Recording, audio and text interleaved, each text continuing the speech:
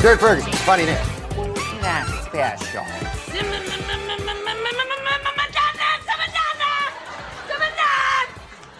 Lindsey Buckingham, we're going to have to cut your song. Well, Lottie frickin' God! Hey, we're back. John Liedtke here on AM800, CKLW, 1136. Can you believe Saturday Night Live turning 50? I can't believe that. I remember being a kid trying to stay up way past my bedtime. Live from New York. It's Saturday night. Guaranteed that there would be some laughs in there. Looking back, I realized I did not get the vast majority of the jokes that were being told. Even today, there are some skits that I'll come across where I go, oh, that's what that one was about. Yeah. Colonel Angus comes to mind right now, quite yes, frankly, was one that I absolutely had no clue what that was. Joining me in studio right now to chat about Saturday Night Live, the fact that it is 50 years old soon. Ryan Richardson, you hear him often on the Dan McDonald Show on our roundtables, host of the Go Tell Someone podcast, Ryan Richardson. Ryan, how you doing? I'm doing great. How are you? Doing really well, thank you. I'm so glad. I'm a little nervous, and we're going head to head talking about Saturday Night Live. And, man, it's okay. You know it all. It's all in jest and good fun here. No, but there's no points. It's like the whose line is it anyway of conversation. All right. So there's no winner. There's no score. It's all good. We'll see what happens. Listen, Saturday Night Live 50. It needs to be celebrated. Absolutely. And it's an institution. It's a cultural landmark, if you will. Do you have a favorite skit? A favorite sketch? That's like asking your favorite kid. There is a really good sketch that it took me a while to find. It's actually Nicolas Cage when he hosted, and it was, I think, right after he won the Oscar. And it's he and his wife are trying to think of baby names, and they couldn't think of every John. Oh, I got to go to the John. But like it just got more and more absurd as it kept going. And by the end, you understand why he's so particular. He's got a particularly funny name, although he doesn't think it's that funny. I don't want to ruin it, but it is on our site. Like we've put the actual sketch on our site because it is super obscure and very hard to find. But that was a really good one. Just trying to name your baby and just thinking of every terrible name that they could be made fun of and all that kind of stuff. And yeah. So that's a good one. SNL50.com is that website. You have experience celebrating programs yes. that have made a cultural mark, that have left a lasting legacy. I think of 24. Right, yes. And you put together an incredible series of events, and you had an incredible panel. It all led up to a incredible guest star. We had a live event with Kiefer Sutherland, who also hosted SNL at one point. And yeah, we had about 50 cast members from the TV show 24. We did a podcast leading up to a live event, and then we did a full-on live event it's available on YouTube. If you just Google 20 years of 24, it's all on YouTube. And we had about a little over 50 people from the show. We had about 400 households around the world that were all tuning in. It was very stress-inducing, but it was so much fun. It was so much fun. So 50 years of Saturday Night Live, SNL 50. I mean, I could ask you, like, why are you doing this? I don't have to ask that question. It's pretty clear the cultural date is there. What impact would you say that Saturday Night Live has had? It's immense. I could start putting together the list, but I'd rather hear what you have to say. Yeah, I mean, sometimes it's better than watching the news because, like, you get the news stories, but filter through. Comedians are really good at telling us kind of what's really going on. Or, there's that satirical side where you can say, hey, this is happening in the world, but we see what's really going on. Or they can speculate.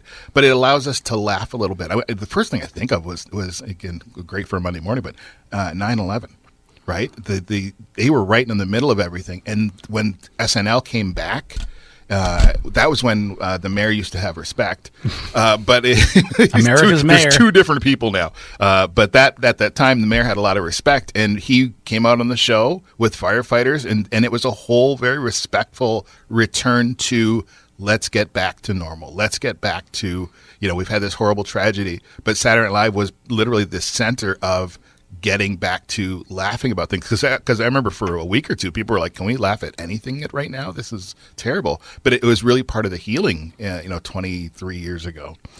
So there's so many things there's a cultural touchstone. You think of like Hans and Franz, when they made fun of Arnold Schwarzenegger. There's so many different things that have happened. I mean, the rise of Will Ferrell, of Kenan Thompson, who's been on the show since the beginning. It's unbelievable. The Sherry O'Terry, Kristen Wiig. There's so many people that have come out of the show that have really taken off. I think Lorne Michaels, who's Canadian, by the way, when he started the show, he was really smart to latch on to Steve Martin, because Steve Martin was really at the height of his stand-up career and doing arenas and stadiums. But Steve Martin was a big part of that. He was never actually a cast member, but he was a big part of getting that show going because people wanted to see Steve Martin. Didn't know anybody else on the cast, but he was really smart in kind of getting Steve Martin to be a part of that. And Steve Martin's just a comedic genius. The beginning episodes, the beginning seasons of the show are very different than what it's like now. It's very polished, and obviously things are different because of social media, so things are being produced with that as a lens. I don't know if we could ever see another King Tut produced again, quite frankly. Because that is it's got the element of comedy in it. I mean, Steve Martin in that role is just so over the top in just his facial gestures. But it's also, it's a damn good song too, quite frankly. And that has to do with the fact that the Saturday Night Live band is such a big part of things. I posted a clip today, and I didn't even realize until watching it today that it's our 1979 clip. So every day we're posting a clip for every year. Our campaign it's a Kickstarter campaign. It's SNL50.com, and every day is a different clip, but chronologically. So we started with 1975. Today we posted 1979, and we'll keep posting a different clip from each year of the show. So 50 years and 50 days. But I posted one, and Paul Schaefer's in it, from David Letterman's band, and I was like, oh yeah, that's right. He was a part of the SNL band and part of that whole crew from day one. Another Canadian. In many ways, Saturday Night Live is as much Canadian as it is an American show. Even though it was live from New York, it could have been live from Windsor. Toronto. Well, I prefer Windsor, but that's fair. My parents brought in Tom Bones Malone to Blues Fest a number of years ago, and I got to go pick him up at the airport and talked his ear off driving back to Windsor, quite frankly. And he played trombone in the Saturday Night Live band, but also in the Blues Brothers band. And the stories just about how the Blues Brothers got on air, and it was something that Lorne was just not interested in, didn't think it was funny, and then it was, we're running short on time, get the two of them on stage right now. Go do that. And then that turned into the cultural icon of the Blues Brothers. This is the thing. Saturday Night Live is... It's a birthing studio for some of the funniest things and some of the biggest cultural pieces of pop culture that we have. My goodness, Church Lady, Target Lady, like all those sketches. It's amazing. One of the things the reason we wanted to even do this is because it's the only really live show that runs by the seat of its pants every single week. Even though it's timed, and you said it's much more polished now, it's still, there's sketches get cut during the show. They go, we're running out of time, we got to get rid of. When Ryan Gosling was laughing during every sketch, it actually extended, there were sketches that had to be cut because he couldn't stop laughing, and it knocked off the time schedule, right? Oh, well, I mean, if we're talking about how laughter or maybe even applause can cause for things to get delayed, anybody who watched the Joe Biden speech at the DNC last week would know a lot about that, because it went an extra hour and a half, maybe 7 hours, it felt like. Joining me in studio, Ryan Richardson, host of the Go Tell Someone podcast. He did 20 years of 24 podcast. He's now doing SNL50. You can check it out, SNL50.com. Got a GoFundMe there. Ryan, what's this podcast going to look like? When I start a new podcast, I want to have an idea of what I'm getting into. Absolutely. Because if it's just going to be listening to, just clips of it on end, I can just watch Saturday Night Live. You can go on YouTube and see that. So what is this? We're going to talk about, there are 8 different eras of Saturday Night Live that have been identified. I might go by that list. I might go every 5 years. Each one the golden era. Each one the golden era. No, well, the Robert Downey era is one of them, and that actually has an era of its own. The Robert Downey Jr. We can talk about that. I mean, he didn't do well on SNL, but he's Iron Man now, right? This is true. Even that, a breakout. But we're going to talk about the different eras of Saturday Night Live. One of the things we're going to spend time on, and some of the rewards on our Kickstarter is access to Spotify lists.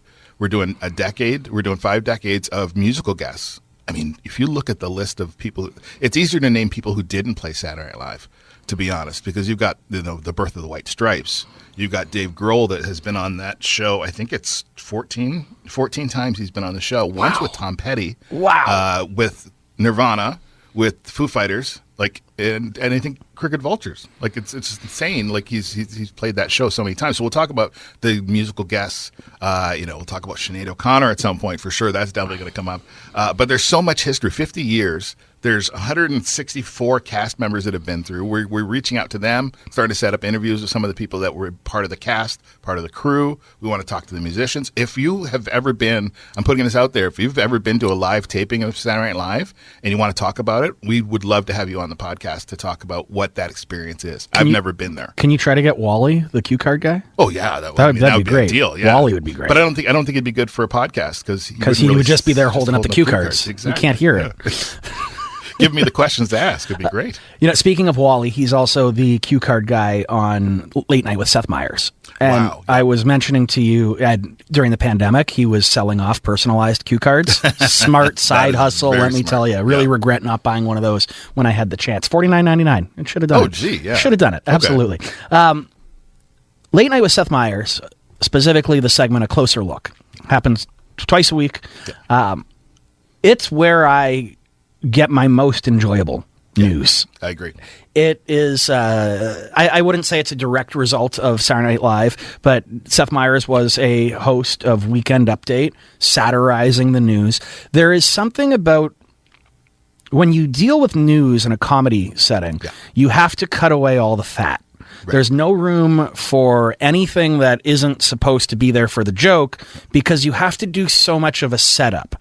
And I think that's where the integrity of it comes in is you have people that you want the punchline to land, so they need to understand how we get along this little journey to the punchline. Yeah.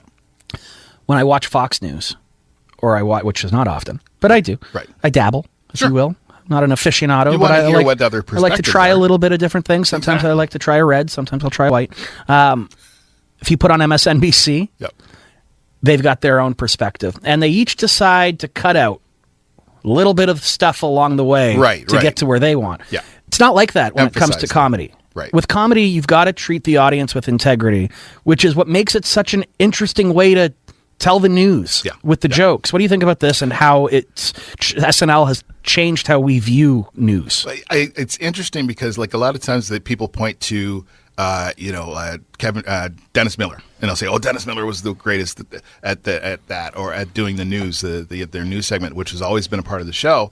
But really, I really like Kevin Nealon, who was just actually in Detroit on the weekend. When you put on from Saturday Night Live and you're doing stand up, people are going to come out regardless, right? But the one I love and the one that I'm so grateful I got to meet was Norm Macdonald. Yes. And again, he didn't care about the punchline.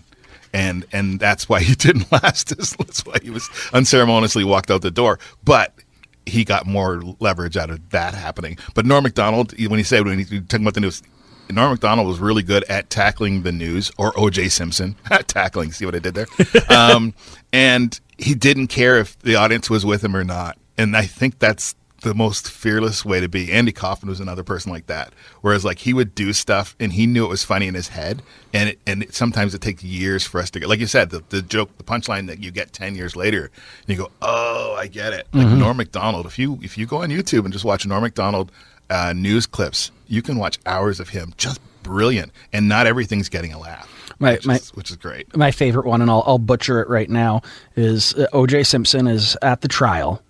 And the prosecution steps forward and says, "What you see here in my hand is the hat that O.J. Simpson was wearing at the time of the murder." To which O.J. Simpson stands up and says, "Hey, be careful with that. That's my lucky stabbing hat." That is a Norm Macdonald original for sure. I think we're going to have one episode just about Norm. I don't see how you couldn't. Yeah. He got fired for those jokes. Yes. Relentless. And it's because O.J. Simpson was a good friend of the president of Saturday Night Live, of NBC at the time. Yep. It goes to show, Saturday Night Live was this weird place where, yes, there were repercussions, but you could still do it. Right. Yeah. It was live. right? What are you going to do? You run into the studio and turn the lights off? Sinead O'Connor. She tore up a picture of the Pope. That was live. You can't undo that or unsee that. And she's surprised. Lauren apparently was extremely upset, but we're still talking about that, 20 years later, 25 years later. We're still talking about Norm's jokes. And it didn't tear down the show? Yeah, no. The show's still there. The most recent one was the Beavis and Butthead cameo. Like that, if you can get into the zeitgeist and people are talking about it a week later, you're successful. Especially in our social media era that we're in right now. Absolutely. Well, you can check out SNL50.com. Got a GoFundMe there. They've got a great podcast that's going to be coming out. Ryan Richardson, I can't wait to tune in. Anything that you go and produce and you put your mind to, it's going to be above and beyond the average caliber of stuff that's out there. So Thank people you very much. Thanks for your vote of confidence. Oh, absolutely. People can look forward to that. Head to SNL50.com.